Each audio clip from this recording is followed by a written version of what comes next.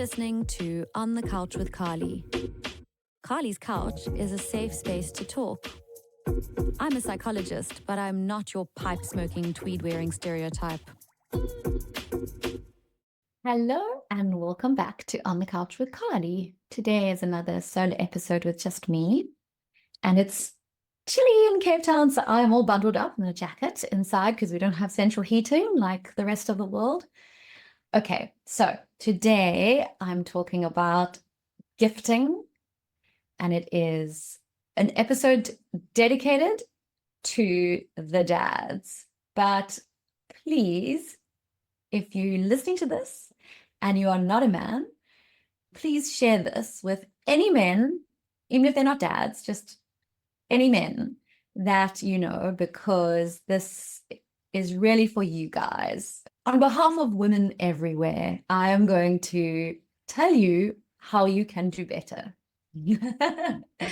And what prompted me to do this was that I, as a clinical psychologist, speak to a lot of women in my practice, a lot of moms in my practice, and it was recently Mother's Day, and I got a good sort of sample from my clients, but also from friends. And my experience was that more than 90% of women feel dissatisfied on big occasions, particularly things like Mother's Day, birthdays, Valentine's Day, but really, in general, feel underappreciated, underloved, spoiled. And Mother's Day is like this really kind of obvious one because when you become a mother, you do a lot of caring and a lot of thinking about and meeting other people's needs.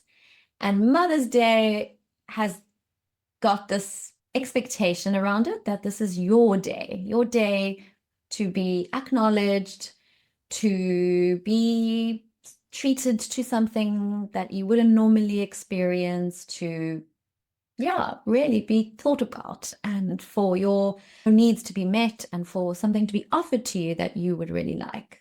And so in a way, this conversation is about gifting in general, but I think specifically I'm going to focus on the idea of Mother's Day. So some ideas that I have up front is just the notion of the 5 love languages, which if you're familiar with it, you might have an opinion that it's pretty silly or, hasn't held too much water. It's not like a particularly impressive psychological theory. It was written by someone who I don't even think is a psychologist or in any way trained in a mental health field. But I like using it as basically a point of reference to kind of start a conversation around how do we meet each other's needs? How do we offer each other something in relationship? What can we offer? And I usually talk about it in reference to my Ready Steady Baby workshop or my Oh Baby WTF workshop, which speaks to the couple relationship after having a baby and how sometimes, because as a woman or as a man, your experiences might be so different. And sometimes we wish to be understood and we wish the other person knew what it was like for us in our bodies. And sometimes that's not possible, particularly between men and women, because our experiences are so different. And so in lieu of understanding, if we can't expect that the other person gets it, what can we expect? And I always say you should be able to expect comfort. You should be able to expect that the other person can offer you something, can give you something, can care for you in some way, even if they don't 100% understand what you're going through. So I always speak about love languages because knowing the other person, knowing what really does it for them, knowing what works for them is really important then. Because if I'm going to offer something, it doesn't land as nicely if I offer them something that doesn't feel meaningful to them. So, if my love language is different to my partner's love language and I give to them what I wish to receive, it might not work because I'm giving them something, I am offering them something, but it's not what they truly value. So I use love languages as a way to understand what do we all value in the other? What do we really want the other to offer us? The 5 love languages are gifting, physical touch, acts of service, words of affirmation, and why can't I think of the 5th one? And did I say we're 5 now? Acts of service, gifting, physical touch, words of affirmation, and goodness, why have I forgotten what the 5th one is? It's obviously the one that's not very important to me. Gosh, why can't I think of what the 5th one is? Anyway, I'll get back to it. I think these are important things to recognize because they are individual. Everybody has their preferences, right? So one person might find that, physical touch is their absolute best thing to get. That's always helps them. It always makes them feel more connected, always makes them feel more seen. But another person really loves acts of service. So it's not about, saying nice things to me. It's not about giving me a gift. It's about what you do for me. How do you show up? How do you labor for me? What do you offer me in terms of your workforce, in terms of what you can provide? So I think when it comes to a day like Mother's Day, you should probably be trying to cover all your bases, but knowing your partner and knowing what they prefer means that you can get a better idea of what should you be focusing on, what should your sort of predominant efforts be focused on, and then the others are like add-ons, like sprinklings, So I suggest you do the 5 love languages quiz. There's one on the internet. There's probably 1,000 on the internet, but I've found one on the internet. And then you get like your 5 love languages listed in order. So you know which are the top 3, for example, and then the last 2 are, sprinkles. But let's just say, for example, all 5 love languages, and I just actually need to work out what the 5 love languages are before I continue, because for some reason I forgot the 5th one. So let's say, for example, your partner's love languages are number 1, gifting. That's how she talks to you about that's how she offers to people in the world. So she's that person who always remembers someone's birthday. She always gives gifts. Maybe she's the person that will like never visit a friend without bringing something for them. Maybe she's that person that like, will be out shopping for herself, but like end up buying for like 5 other people as well, because she saw this that reminded her of this person and this that reminded her of that person. And so think about your partner. Think about who she is in the world. Is she the kind of person that loves gifts? Does she orientate herself around gifts? Does she talk about gifts? Did she get preoccupied with what she's going to like give to people when she has to give? So did I not say quality time? Is that the one that I didn't say? I think I didn't say quality time. Okay, maybe that's what it was that I forgot. Gifting is one love language, okay? You would know that she likes to receive gifts if she has ever communicated that with you before.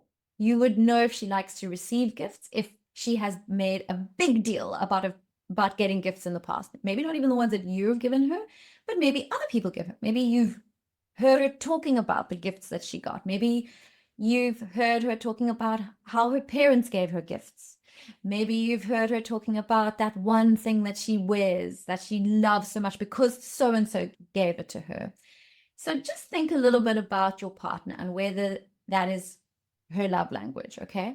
Ideally, you would actually playfully suggest everybody in the family does their love languages quiz, and then you would know formally exactly what her love languages are. But anyway, let's just say you're doing this on your own and you're trying to figure it out. So if gifting was her love language, then you know that, or her primary love language, and you know that gifting is you really got to nail the gift, okay? Now, how do we get gifting right?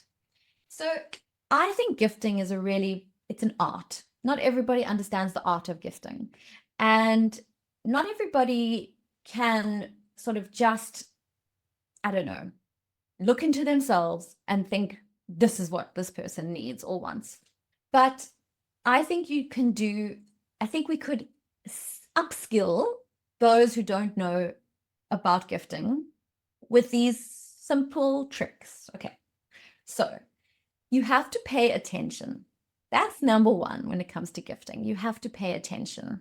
You have to be listening out for little clues throughout the year that she might give you where she says, I really love this thing. Or you hear her talking to her friend about, this amazing brand, or this amazing this, or that, what I really want is a weekend away, or what I really want is this carpet, or what I really want is this whatever. Or you just know her designers that she loves, or you know the shops she always visits when she goes shopping.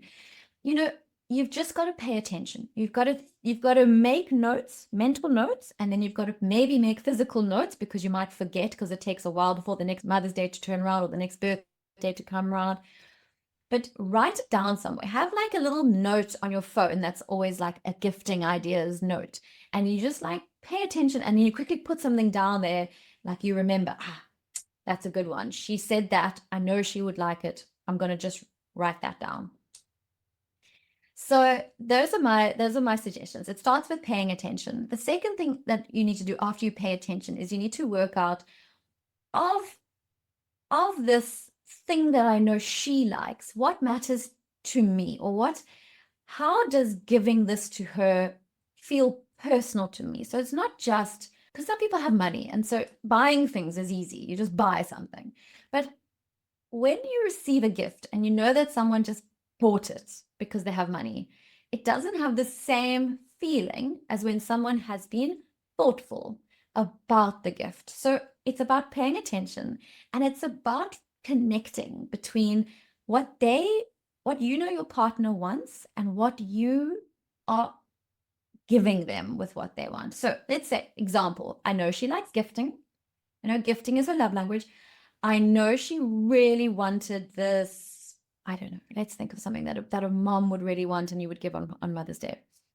Let's say she's been talking about a brand that she's always talking about, but she says she can't afford it. And you say to yourself, okay, this is what I'm going to give her. And I want to give her a gift card to this brand. I know she likes the brand. She can then choose what she wants. My job then is to deliver the gift from me. My darling, this is a gift for you. You can maybe write it in a card. I know you love this brand. I could have chosen you something, but I don't want you to feel limited to my choice. I want you to have the enjoyment of selecting what you want from what is on offer, and that process in itself is exciting for you. That's what I'm hoping you get from this. You deserve it. I love you. Can you hear how it's not just about giving the gift? It's about the linking the ideas that belong inside your mind and the ideas that she has in her mind, and saying, I'm thinking about what you're going to be doing with this gift. I'm imagining what you're going to be getting from this gift, and I'm bridging the gap between that, right? So that wouldn't have been possible if it wasn't that I'd thought about it. Now I'm creating the possibility for this to happen for you. Now that makes it meaningful. It's that thoughtful, that consideration of the other person's experience and noticing what might bring her joy, what might bring her excitement in the experience. So that it's not just about getting an object, but getting an experience. And if it is about getting the object, then you say, okay, I went to the jewelry shop. I go and I know she likes this jewelry, right? That's an easy one with women. Jewelry. Know which brand she likes. Know where she usually pays attention to. Not all women like jewelry, but if she does. Let's say you don't want to give her a gift voucher because that feels a little bit impersonal. It doesn't feel as special. You want to give her something that you've selected.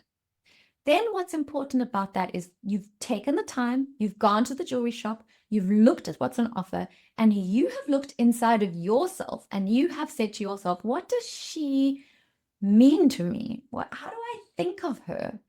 And actually, this beautiful object is something that I think of her. It resonates with my idea of her. And then you think about how beautiful it is to adorn her, to offer her something where there's a you know, a flourish of beauty that she gets to enjoy, and that accents something about her that is already beautiful to you. So in the card you would write, I don't know if this is your taste, but it made me think of you and how beautiful you are. And I would love to see you wearing it and taking joy in sparkling. Okay, something like that. Now, you might not be wordy, and that's a problem because, if you don't have the words for it, but you can ask AI these days, ask ChatGPT. But, seriously. But hear what I'm saying. It's the linking of I had an idea of what you would want, but actually I thought I want to bring this to you. I want to bring something of what I think of you in this gift. It's an offering from me that's connecting my ideas of you that I have in my mind and your enjoyment, your experience. So again, it's the linking of those things. It's not just the gift that is important. Okay. So in everything, I think gifting can be part of it, right? Like, so even if gifting is not her love language, gifting is important. So whatever I said about gifting, it's relevant to everyone. And birthdays, you should be getting gifts, I believe, unless you specifically said, I don't want a gift, I want an experience. But even an experience can be a gift. And again, the same thing applies. If you're saying to her, I bought you a dinner at a restaurant, I'm taking you on Thursday night, we're going for dinner, I've organized a babysitter. That is a gift. That is a gift. I'm gifting her time away from her kids. I'm gifting her one-on-one time with me. And I'm actually killing two birds with one stone, because quality time is also a love language. So maybe that's her love language. And so you're sort of saying, I'm offering you this. I know you love quality time with me. That's how I'm going to nail this present, right? And it's also a gift because I've paid for it and it's something I'm offering you. Again, it's the linking of all those ideas. It's communicating that you've been thinking about, you've been considering, you've been paying attention to her and noticing what she has been asking for or what she needs or what she loves, So it's all of that you then offering her. And the same goes with that. It's, I would love for you to have a night off. I would love for us to connect. I would love to I know you how much you love food. I know how much you've always wanted to go there. Just those little words that come with the gift, they matter so much. And I think sometimes men don't understand that. And I know I'm generalizing, but this is what I hear from my female clients and from my female friends, is that men don't understand that it's about being considered and being thought about and having someone think, I wonder what she would love. I wonder what would make her feel good. I wonder what would give her the sense of, I'm understood. Someone gets me. Someone gets what I need. So it's those sort of bits that are really important then. So whatever you're offering it with intention. You're offering it with the idea of what you're offering behind it and cushioning it so that you're giving it to her alongside your ideas that come with it, not just the thing. You're giving the thing and your ideas with it. That really makes it mean a lot. Now, for things like Mother's Day and birthdays, if her love language is physical touch, and let me pretty much it's very unlikely that her love language is physical touch. It's very unlikely that her number one love language, maybe number 3, maybe number 2, but not number 1. Mostly men, their number 1 love language is physical touch. And we know why that is, but I would say that it is not sufficient. It is not sufficient to just give a hug on Mother's Day or on your birthday or on any celebratory day. It's not sufficient to just say, oh, babe, I love you. I'm giving you this hug. I know you love physical touch. Happy Mother's Day. That's not sufficient. If you decide that physical touch is a really important offering that you can deliver, maybe it's not the first most important thing, but it's in there, then what you have to offer has to be so significant and so specific to meet her needs that it can't just be a hug. It can't just be a peck on the cheek. It's got to be something that really notices what her physical touch needs are. So let's say it is, maybe there is a relationship out there. I don't think it's impossible, where the woman is always asking for sex and the man is always saying, no, I've got to, it's so much work. I'm so stressed. I can't do it. I can't do it. I can't do it. Or maybe it's about foreplay. Maybe the kind of sex you have is like wham, bam, thank you, ma'am. And you know that sex works for you, but it doesn't really work for her. She kind of puts out and she does it anyway because it's her duty as your wife, but it's not her favorite. And she always talks about how she misses the times when you were younger, when you used to get, when you used to just do foreplay for like hours before sex, and maybe this time you realize, okay, that's something I can offer her. And you say to her, right, in addition to this present that I gave you or this time away from the kids, I'm also suggesting tonight we take an hour and I'm going to give you an hour of foreplay with you don't even have to, sex doesn't even have to come into the thing. This is what I offer you, knowing that for you, that is what's important. That's what really matters to you. That's what you miss. That's what you long for. That's what I often don't give you. I'm going to give it to you tonight. It might not be sex. It might be a massage. Maybe she's always the one giving you a massage and you've pretty much never given her a massage. Or if you give her a massage, it's like, at this kind of massage. Maybe you are really good at massage, but you just don't have time to give massages. So to say to her, I'm taking half an hour, and I'm going to give you a proper massage with oil, with the aromatherapy. We're going to put good music on. I'm going to really get in there. That's my gift for you today. Again, the reasons behind it are really important. You deserve to just receive from me. You deserve to get your need for physical touch met in this moment, and for you to really just relax and enjoy and take it in. You work so hard. You do so much for us, right? So there's a little bit of words of affirmation in there. Again, about the meaning behind the physical touch. Why am I doing this massage? Am I expecting sex? No, I'm giving this massage because it's what you need. It's what I know you always ask for that you don't get. And sometimes I'm not going to meet that need and I'm not going to be the one to give you the massage, but I'm going to pay for you to get a massage. Why am I paying for you to get a massage? Because I know how much physical touch means to you. You see, always the why in the gift, always the why, not just have a massage, tick. I'm giving you this massage because I know how important it is for you to have some physical touch that is nourishing, nurturing, healing for you. I want your body to feel like it gets taken care of. Can you hear the why is so important again in that? Okay. We kind of got there already, so I'm going to go into words of affirmation. Words of affirmation are key. So not everybody's favorite love language is words of affirmation, which means not everybody is going to have that as their top thing. For some people, words of affirmation could be enough. That's all they might want. For some people, that might be the biggest deal for them. If you wrote a long letter describing in detail what that person means to you, how you love them, how they show up for you and the family, especially at Mother's Day. Moms do a lot, right? There's a lot that moms do. And a lot of what moms do is invisible. And I speak about this a lot on this podcast, about the invisible labor, about how the work that we do goes undervalued, is not appreciated, not seen, and therefore can't be appreciated. So to put together words that show you see her. And honestly, guys, if you really can't figure out what it is, which is pretty lame, because if you can't figure out what your woman does for you, that's lame. You need to go to your therapist or go into therapy to figure out what you're missing, because there's something wrong if you can't figure out what she does.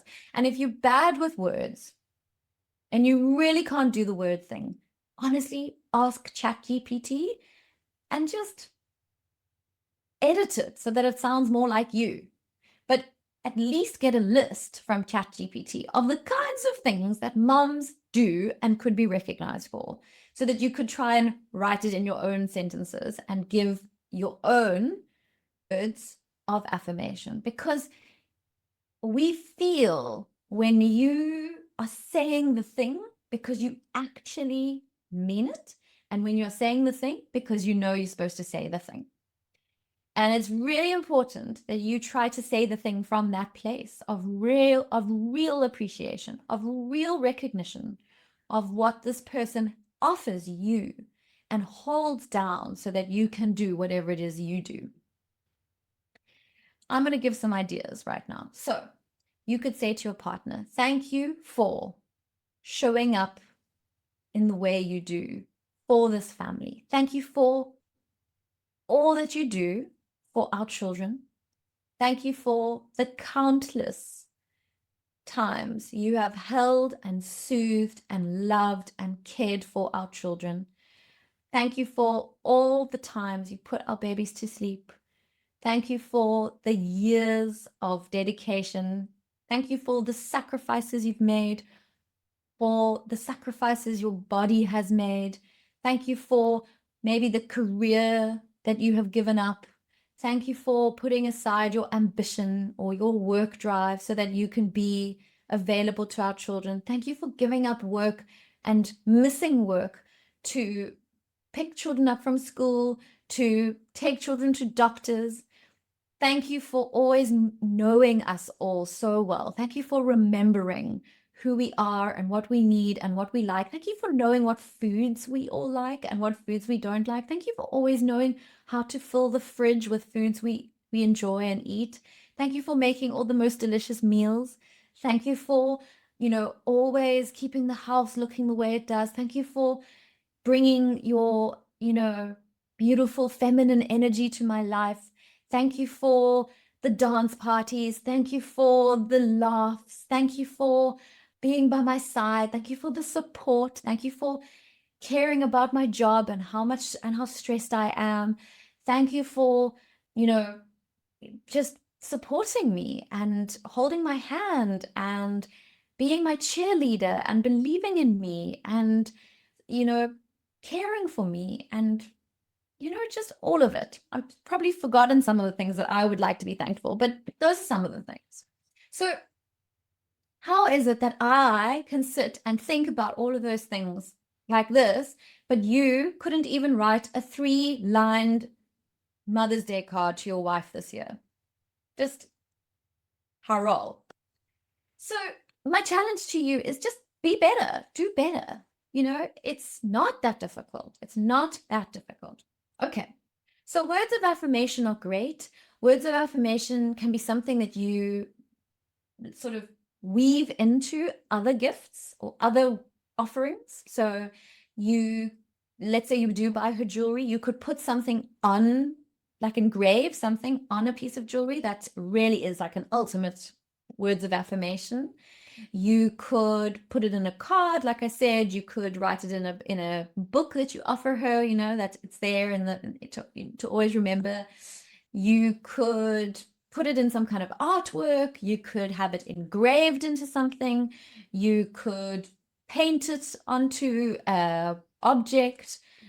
You could put post-it notes all over the house so that when she wakes up, she's got like tons of little post-it notes everywhere, and she keeps on discovering them in funny little places, like on her laptop or in her diary or on her phone or in the fridge or on the lunch boxes, wherever she's going to be that day. That takes so much thought, and it's so meaningful. It's such a good idea because it shows not just that you have those ideas about how wonderful she is, but that you're also thinking about how she's going to experience receiving those words, how those words are going to land on her, that you're curating the experience that she's going to have as she receives that gift. And I think that that's such a beautiful offering, to really think about how she's going to receive those messages. So I think those are some ideas. Quality time, I think I touched on that a bit with the restaurant idea, but quality time, I think, is a lot of people's first love language. And it's a really big one. What does quality time mean? What is quality time? I think quality time is really often for couples, particularly if you have children, it's one-on-one time. It's time away from family obligations. It's time away from extended family obligations. It's time away from social activity. So it's, it's not quality time to go to a birthday party. It's not quality time to go to the braai and watch the rugby with your friends on a Saturday afternoon. That's not quality time. It might be quality time for you as a couple if that is something that you have discussed before and you both feel like that's when we're at our best, is when we're just like at a braai with other people. Maybe. But in my mind, quality time, and when people say their love language is quality time, what they really mean is you want to spend time with me and me alone, and you want to do things with me. So it's really important to think about quality time, not just as going to a restaurant and sitting across from each other and having this like awkward face-to-face time. What I actually recently listened to a podcast that gave me a lot of ideas about this, which was really interesting, where in the beginning of a relationship, when we're meeting a person, we tend to do dates where we go one-on-one with each other and we kind of ask each other questions and we get to know each other. And that can be really interesting because we don't actually know the other person. But when we know the person well, sitting across from each other at a restaurant can often be actually worse. It can be almost more awkward because we do actually know the person and we don't really have that much to say or that much to ask the other person. And if this doesn't apply to you, fantastic. You do have lots to say to each other, and sitting across from each other at a restaurant is quality time. Fabulous, fabulous, fabulous. Keep going.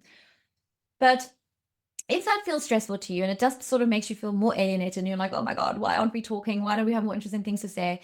Then what quality time should be in there for those couples is doing things together, finding activities to do together so that you are alone. You're not with a group of friends that you all know and are all socializing with, but you're doing it together just with your partner.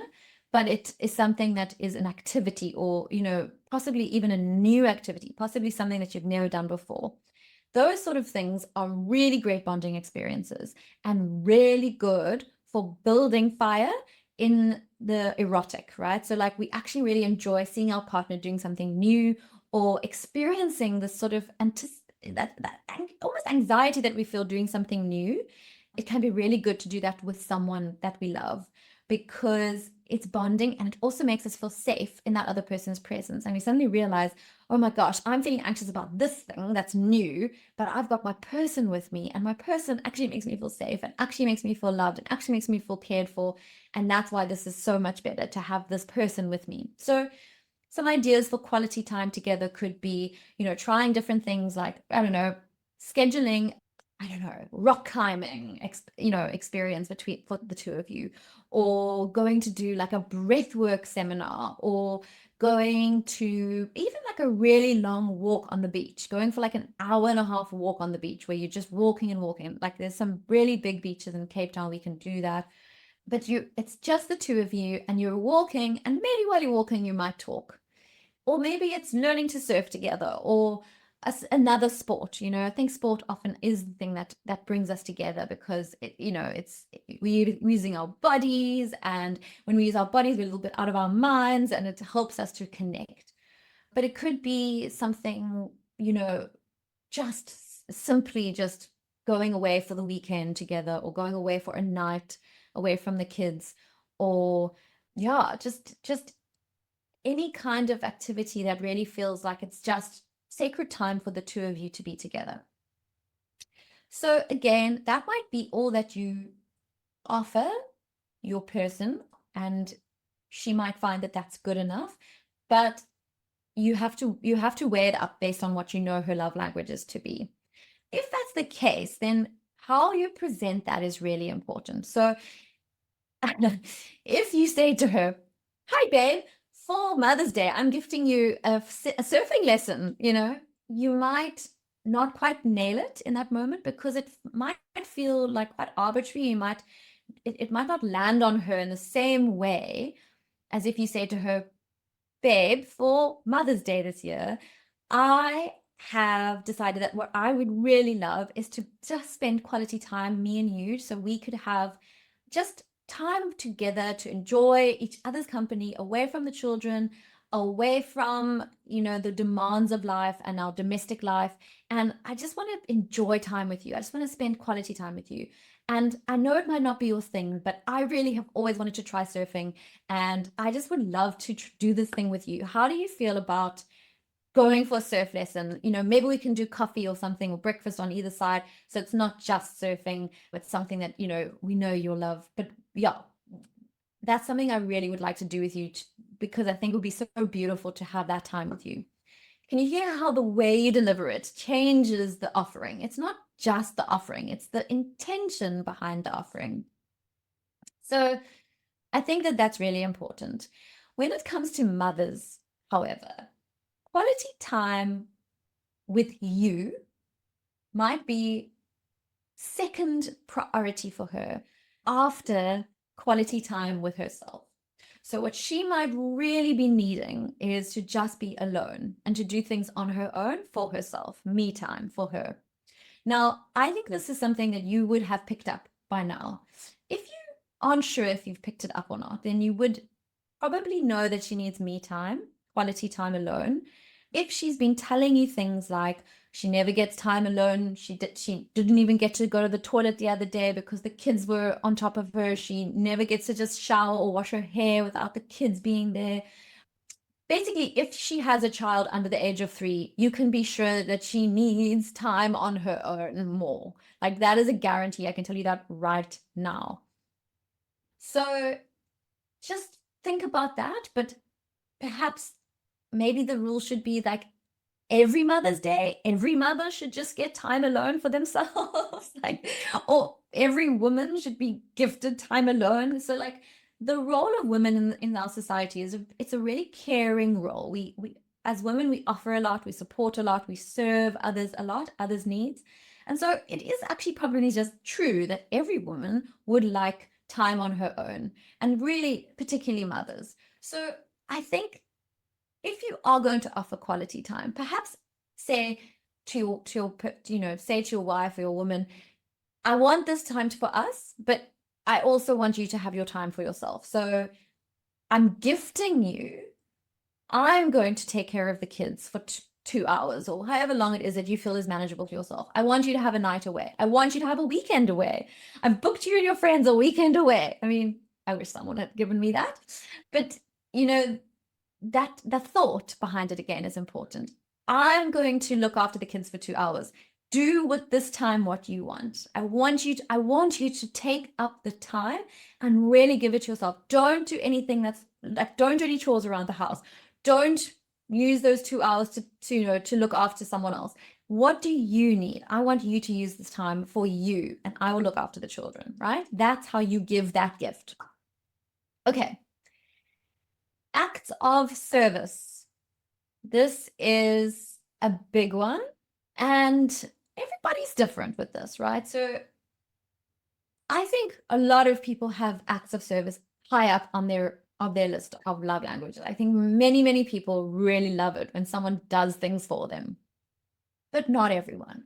So, and you have to look into yourself and say to yourself, how much am I of service to my family? Now, if you are right now thinking, well, I go to work 9 hours a day, every day, and I travel for work, and I bring in money every month, and that's my acts of service. I'm a worker, and I bring in the money. Yes, you are correct. That is your act of service to your family. But were you doing that before you had a family? Were you doing that before your wife came along? If the answer is yes, it doesn't count. Soz, babes. It doesn't count. This is not for her, and it's not for your family. Perhaps when you go to work and you don't want to go to work, and you're driving to work and you're thinking, fuck this shit, I hate this fucking work. But then you remind yourself that you have a family, and you remind yourself that you do want to provide for your family. And you realize that the intention behind going to work is because you really do want to provide for your family. That does count for something. It is an offering, and I do understand that. But ultimately, if you feel like you do enough just by going to work, you're wrong. You're just wrong. What you provide is meaningful. It is meaningful. And no one's denying that or devaluing that. But it's not an offering for a gift, for Mother's Day, for a birthday, it's not something that I would consider an act of service. An act of service is when I look at a situation and I see that there is a need, and I decide on my own accord to be the one to meet that need. So that is making cups of tea, cups of coffee, making food. It is fixing things around the house. It is doing any kind of childcare that someone else could do, but I choose to do it instead. It is building something, creating something, using my body in a way that I have met a need. I have performed a duty that otherwise would have been done by someone else or had to be done by someone else. And so if you know that it's active service, that is really her vibe and it's really going to do it for her, she's going to be like, what the hell? My husband's the best because he did this thing. Then your job is to look in the environment and ask yourself, what are the things that she's always doing? She does it without being asked. She does it every day, and you notice it, and you would like to offer her that you do that thing for her that day, and that you're going to do it to the best of your abilities. So someone said to me that husband cooked breakfast, but they cooked a slapdash breakfast on Mother's Day. It was the kind of breakfast that was less, it was less nice than how she cooks breakfast every day for her children. That's not a gift, guys. That's not a gift. That's just doing a job worse than the other person does it. It's not a gift, okay? So if breakfast is not your thing, don't give that as your gift. Rather than pay for breakfast, say, let's go out for breakfast and we'll pay for breakfast, right? But if you know you can offer something and you can meet that need and you can do it in a way that really feels like I am putting effort in here. I'm really showing that this is something that I am really, really having to like offer, you know, it's like I've got to really dig deep and bring forth something to the situation. Then we feel it. We can feel when that happens, right? And that's the most important thing. So you noticing like that there's something that you can offer that would really meet a need, and it would meet a need well, better than she would be able to meet it herself. That's an act of service. Okay. So to figure that out is really important. And that work that you do to figure it out is part of the gift, right?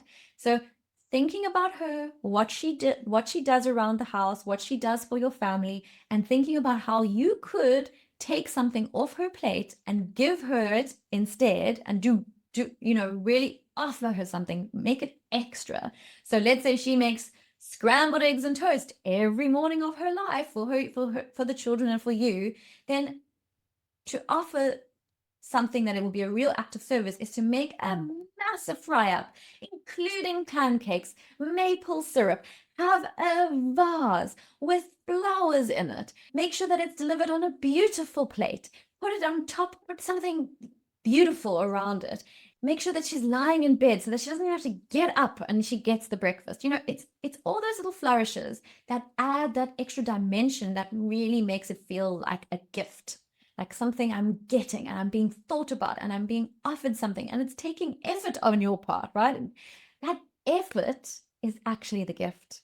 It's you have put effort, you've put thought and work into this thing. And that's what I receive. I receive the eggs and the bacon and the pancakes and whatever else, and it's beautiful and delicious. And what I'm receiving is your effort and your intention to offer, to really make it more. Okay, so I think that I have covered all of my love languages.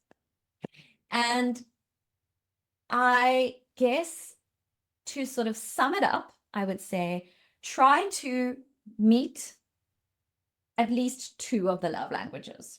Try to get the top love languages. So, let's say it's gifts and acts of service. At least 2 of those things for Mother's Day.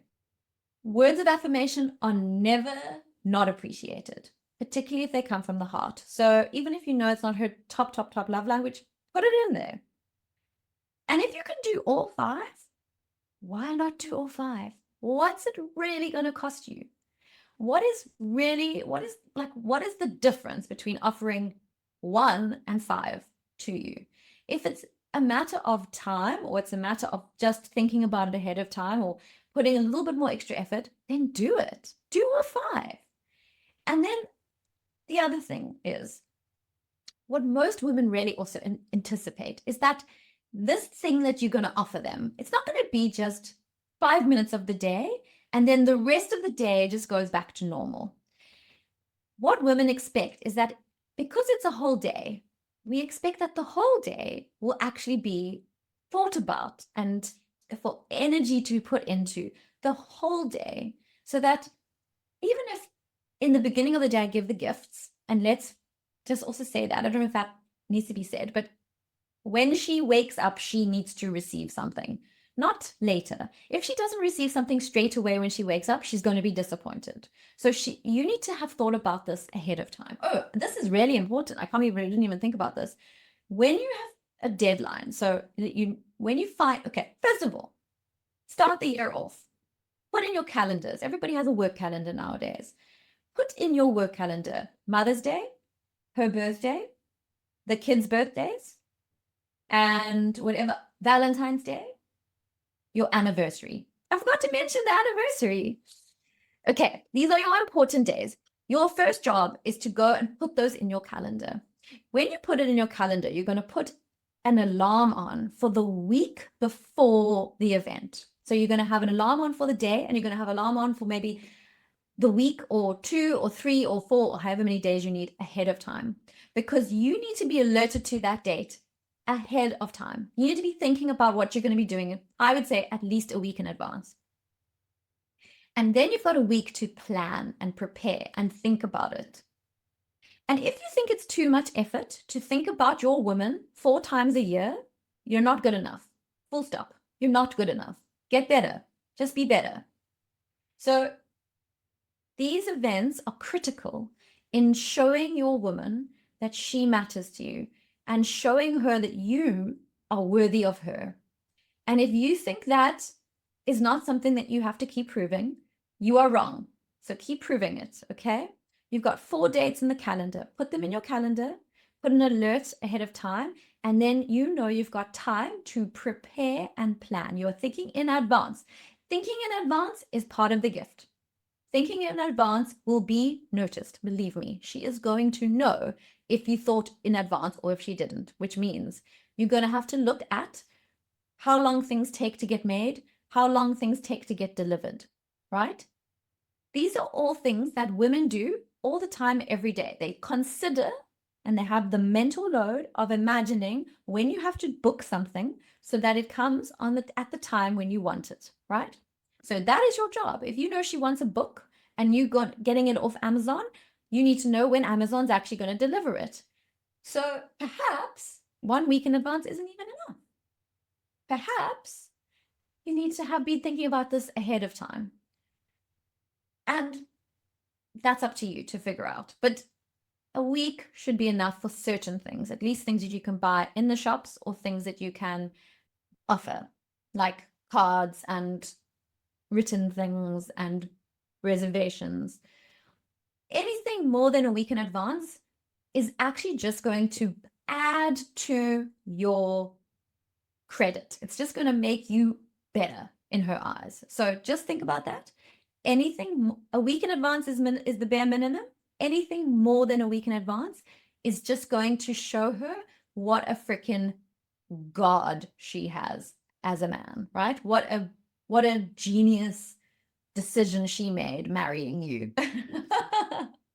So put it in your diary, think about it ahead, plan in advance, put thought into it, work out what needs to be done, try to get all 5 love languages covered, use the entire day, make sure there is something at the very start of the day. If you had to do it the night before and she knows that had to be done the night before, like what I mean is, like, let's say you had to, like, let's say you put roses all over the house, but she didn't see them when she went to bed that night. So she knows that you snuck in after she'd gone to sleep and put roses in the house. That is extra points, right? Because you've had to like hustle to get this thing to work. Added points. First thing in the morning, she needs to receive something. For the entire day, you need to have the consciousness that this is her day. It's just one day. maybe it's 4 in the whole year. She needs to feel like your intention, your expression is towards her, is orientated towards her, is focused on her. Perhaps you want to spread out the five love languages across the whole day. But if you can just try to focus on filling that day rather than just doing one thing, you're going to win major, major points. And this is important. So I encourage you to try this out. If there's anyone that's thought of things that I didn't cover in this guide, please let me know. I want to hear from you, and good luck. Thank you so much for listening to On the Couch with Carly. If something in this episode resonated with you or made you feel less alone, that means the world to me. You can find us on Apple Podcasts, Spotify, and now in video format on YouTube. For exclusive content and resources, visit our website at onthecouchwithcarly.com. If you enjoyed today's conversation, please consider leaving a rating or review. It really does help others discover our safe space for authentic conversation. Until next time, please take good care of yourself. I can't wait to be back on the couch with you again.